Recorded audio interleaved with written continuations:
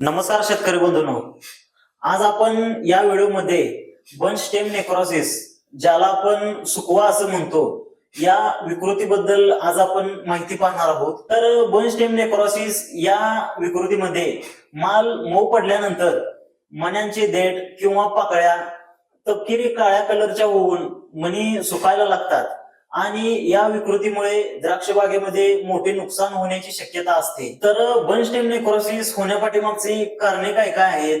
तर यामध्ये द्राक्ष बागेमध्ये कॅनॉपी दाट असणे, दाट कॅनॉपीमध्ये नत्राचे पचन कमी प्रमाणात होते. नत्राचे पचन होण्यासाठी द्राक्ष बागेच्या कॅनॉपीमध्ये सूर्यप्रकाश असणे आवश्यक आहे. यासाठी 20% इतका सूर्यप्रकाश जमिनीवरती पडेल अशा पद्धतीची कॅनॉपी द्राक्ष बागेमध्ये असणे गरजेचे आहे. त्याचबरोबर माल मऊ पडल्यानंतर द्राक्ष बागेमध्ये वापसा कंडिशन राहील या पद्धतीने पाणी नियोजन केले पाहिजे. तसेच अन्नद्रव्यांच्या बाबतीत सर्वात महत्वाचं कारण म्हणजे जर पानदेठ परीक्षण अहवालामध्ये नायट्रेट नत्राच्या लेवल जास्त येत असतील आणि कॅल्शियम, मॅग्नेशियम, फॉस्फरस यांच्या लेवल जर कमी येत असतील आणि त्याचबरोबर पोटॅशियम आणि मॅग्नेशियम यांचे गुणोत्तर जर बिघडले असेल तर बंच स्टेम नेक्रोसिस होण्याची शक्यता असते.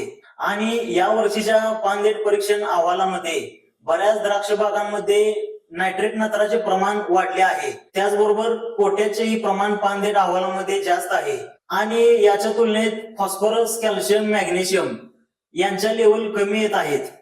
तर यासाठी काय उपाययोजना केल्या पाहिजेत?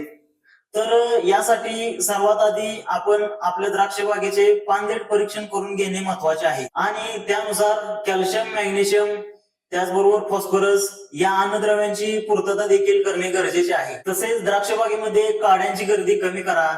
त्याचबरोबर जमिनीत वापसा कंडिशन पाहून पाणी व्यवस्थापन करा. तसेच अमोनियम मॉलिब्डेनमचे 2 स्प्रे घेणे गरजेचे आहे.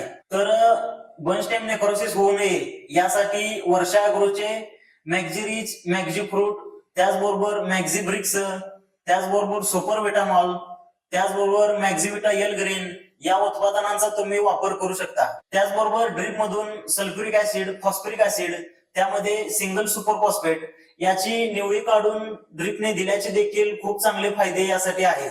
तर शेतकरी बंधूंनो, अशी लक्षणे जर आपल्या द्राक्ष बागेमध्ये दिसत असतील तर वर्षा अॅग्रो क्लिनिक येथे संपर्क करा. माहिती कशी वाटली हे आम्हाला कमेंट करून सांगा.